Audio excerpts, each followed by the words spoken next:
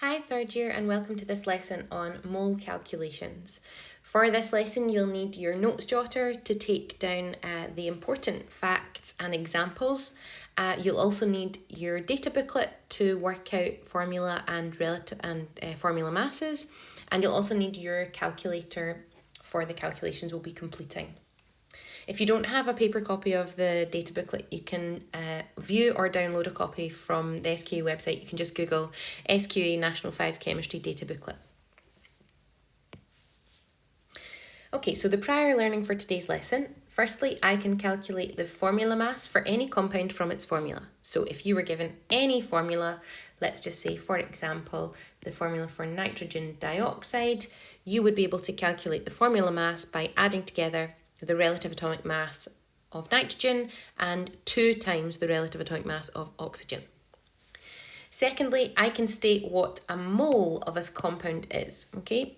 So a mole is the formula mass expressed in grams, okay? So if we were to calculate what the formula mass of nitrogen dioxide is, so that would be 14 plus 2 times 16, which is 32. Add those numbers together, which is 46, then we could say that 1 mole of nitrogen dioxide has a mass of 46 grams. Okay?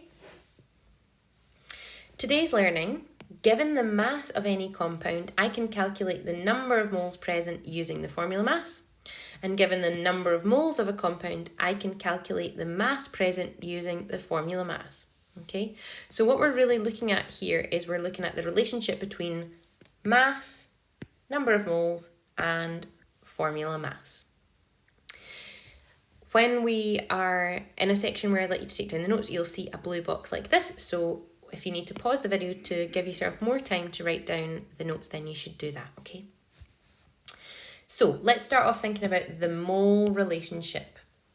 We know that a mole of a substance is the formula mass expressed in grams. So for example, the formula mass of methane, which has the formula CH4, is 16 because we've added together 12 for the carbon and 4 times 1 for the hydrogen. So we could say the formula mass of methane is 16. 1 mole of methane has a mass of 16 grams. Okay, so that's what we should already be happy with. If we want to calculate the mass for 2 moles of a substance, we would multiply the formula mass by 2. So 2 moles of methane has a mass of 32 grams. How do we work that out? We say that 1 mole has a mass of 16 grams, so 2 moles would have a mass of 2 times 16 grams, which would be 32 grams. Okay? Let's look at another number. So to calculate the mass of 5 moles of a substance, we multiply the formula mass by 5. So 5 moles of methane has a mass of 80 grams. So remember, 1 mole has a mass of 16 grams. 5 moles has a mass of 5 times 16 grams, which is 80 grams. Let's try that for another number. Let's say, what about 0.1 moles? Well, that would be 1.6 grams because I've done 16 times 0.1. What about 20 moles? Well, that would be 16 times 20, which is 320 grams. Okay, so what I'm doing in each case is I'm multiplying the number of moles by the formula mass, okay? Or the gram formula mass, because it's really the mass of 1 mole of that substance. So let's write this down. To calculate the mass of a certain number of moles of a substance, we multiply the gram formula mass by that number. So the mass is equal to the number of moles multiplied by the gram formula mass. Okay? We can put that into this triangle, okay? And this triangle can help us to remember what the relationships between the different parts are. So mass goes on the top of the triangle, and we work out mass by multiplying the other 2 numbers together. If we wanted to work out the number of moles, then we would divide the mass by the gram formula mass. And it's less usual to be asked what the gram formula mass is, since we can usually, if we know the name, we can work that out. But if we didn't, we could work that out by doing the mass divided by the number of moles.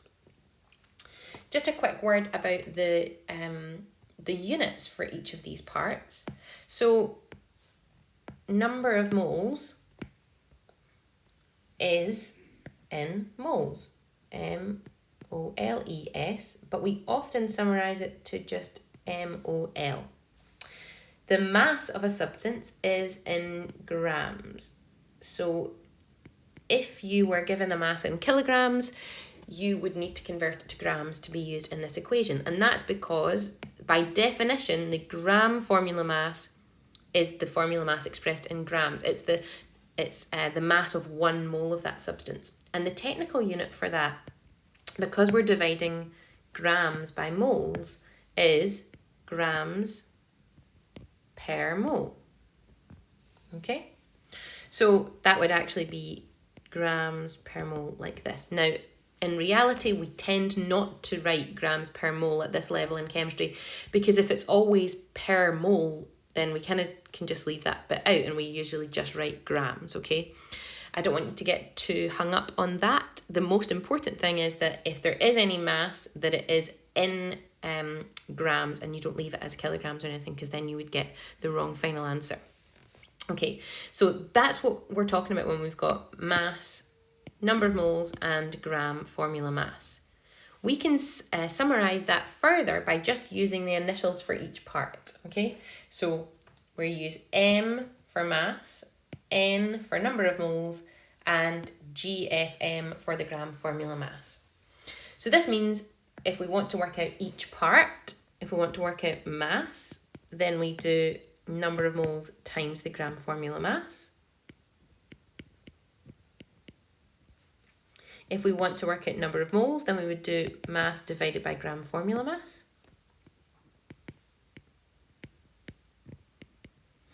And if we wanted to work out gram formula mass, we would do mass divided by number of moles. Okay, that is the mole relationship. And if we write it out in words, this is what we get. So if we know the number of moles, that would be this part of the triangle, we can calculate the mass by doing mass is number of moles times the gram formula mass. So we are multiplying the bottom two numbers together.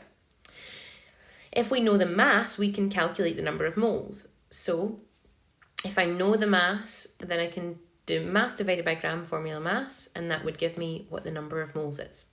Okay. When we're doing these calculations today, I'll always have this relationship in the slides so that you can see what we're referring to each time. Okay, so let's try an example of this. I would like you to take down as many examples as you can until you feel like you're understanding this, but I would like you to watch the whole video for all the examples, because the ones at the end are the trickiest ones, so it's important that we know how to do those as well. Okay, our first example here, we've got calculate the mass, so that's what I'm being asked, calculate the mass of 0.2 moles of oxygen. So what is the mass of, and I've got 0.2 moles of oxygen, and I'm told that the mass of 1 mole is 32 grams. So if we look at our equation, I'm wanting to know what the mass is, and I've got a number of moles, which is 0.2 from the question, and I've got a gram formula mass, which is 32 grams, okay, because it's the mass of 1 mole from the question. So I want to know what is the mass. So I'm going to have to use mass equals number of moles multiplied by the gram formula mass. So let's write that out. Mass equals number of moles multiplied by the gram formula mass. Okay. So number of moles is 0.2 and gram formula mass is 32. And then the answer is 6.4 grams. Okay, that is our final answer. And one thing I just want to quickly point out is that the mass of 1 mole of oxygen, remember it's the mass of 1 mole because oxygen is O2, so it's 2 times 16. Okay, that's why it's 32. So the final answer for this one is 6.4 grams. Okay, let's look at a similar example. Calculate the mass, so that's what I'm being asked, calculate the mass of, and the information I've got is 40 moles of ethane, where the mass of 1 mole is 30 grams. So I'm going to pop those numbers in to my equation. So number of moles is 40 and gram formula mass is 30. So I want to know what the mass is. Therefore, I'm going to do mass is number of moles times gram formula mass. So 40 times 30. And the answer is 1,200 grams. If you were asked for this answer in kilograms, then that would be 1.2 kilograms. Okay, that's the conversion. The final answer there, and just again as a little bit of a background, if you've forgotten what ethane is, remember ethane is the hydrocarbon with 2 carbons and 6 hydrogens all around it. Okay, so I've got a formula of C2H6, 2 12s are 24, 6 1s are 6, and that's why it's 30. Okay, so that's just a wee bit of background for that one. Next one, calculate the mass of 0.05 moles of carbon monoxide, where the mass of 1 mole is 28. Remember, carbon monoxide, that is CO. Looking at our equation then, I've got I've got a number of moles here. So number of moles is 0.05, and I've also got a mass of 1 mole, which is 28 grams. So that's the gram formula mass. So again, I've got to do mass is number of moles times by the gram formula mass. 0.05 times 28, and the answer is 1.4 grams. So we're just putting these numbers into our calculators to get the final answer. We can always use a calculator in chemistry. Okay, this one says calculate the mass. So again, mass of 1.5 moles of sodium chloride, and I've been given the mass of 1 mole as 58.5 grams. So number of moles is 1.5, gram formula mass is 58.5. So I'm trying to work out mass and multiply these numbers together. Mass is number of moles times gram formula mass. 1.5 times 58.5. And the answer is 87.75 grams. Or you could say 87.8 grams would be okay for that. So that is my final answer. Okay, so that's 4 similar examples where we've been asked to calculate the mass. Now we're going to be thinking about how many moles are present in, and I've got a mass this time of carbon dioxide where the mass of 1 mole is 44 grams. So this time the number of moles is the things I'm trying to work out. I'm given a mass from the question, which is 11 grams, and the gram formula mass is 44 grams. So this time I'm going to have to do number of moles is mass divided by the gram formula mass. So 11 divided by 44, and that is 0.25 moles, a quarter of a mole. Similar example, how many moles are present in 4.3 grams of hexane, where the mass of 1 mole is 86 grams. So I'm trying to work out the number of moles. The mass from the question is 4.3 grams, and the gram formula mass is 86. So number of moles is mass divided by gram formula mass. 4.3 divided by 86, which is 0.05 moles. That's our final answer.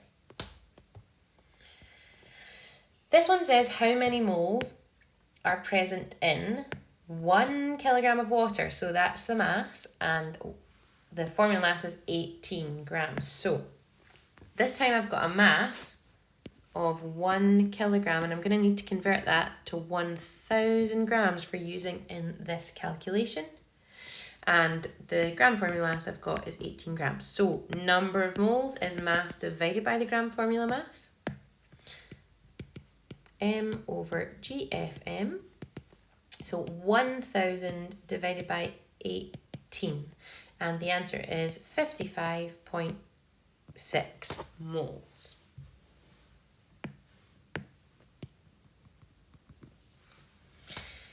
Right, 2 challenge examples to finish off to fully test our ability to pull all the pieces of this together.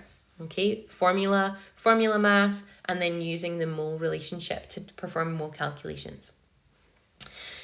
So, what are we asked? What is the mass of, and I have 0.25 moles of magnesium phosphide. So this time I'm only given a name. I need to take that name and change it into a formula and then calculate the formula mass from that before I can use it in the equation. Because at the moment, all I have is a number of moles of 0.25. And I need 2 parts of this triangle to work out the other. So let's work out the formula for magnesium phosphide. Because we don't see any prefixes, mono, di, tri, tetra, and so on, then we can just go to our SVSDF method. SVSDF. Remember, that's symbol, valency, swap the valencies, divide them into the simplest ratio, and then write the formula. So for magnesium phosphide, magnesium is Mg, and it's in group 2, so its valency is 2. Phosphorus is P, it's in group 5, so its valency is 3. Remember, the valency is the combining power of an atom, and it's how many electrons it has unpaired in its outer shell, so how many electrons it gains, loses, or shares to become stable. Swapping those valencies then, so we get a 3 underneath the magnesium and a 2 underneath the phosphorus. We can't divide that into simpler ratios, so the formula is Mg3P2. Let's take that formula now and convert it into a formula mass. So I've got 3 times the relative atomic mass of magnesium. From your data book, you'll find that to be 24.5. So that is 73.5. And then for phosphorus, it's 2 times 31, which is 62. Okay, add those numbers together and we get 135.5. That's the formula mass. So now I have the other part that I need. I've got the 135.5 is the gram formula mass. So let's now use those numbers. If I want to work out the mass, I do number of moles times the gram formula mass.